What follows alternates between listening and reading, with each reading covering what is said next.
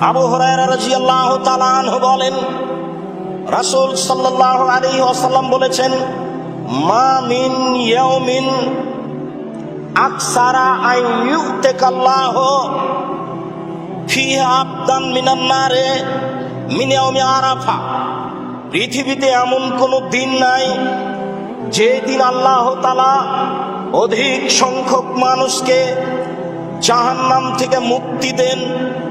আরাফার দিনে যত মুক্তি দেন, আমরা আরাফার দিনে সিয়াম পালন করি, আরাফার মাঠে উপস্থিত হাজী ব্যতীত।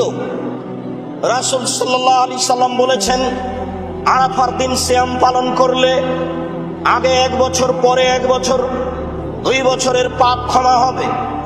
তিনি বলেন, আরাফার দিন যত মানুষ জাহান্নাম থেকে মুক্তি পায়, পৃথিবীতে বছরে আর কোনো দিন নেই যেই দিন মানুষ তত জাহান্নাম থেকে মুক্তি পায়।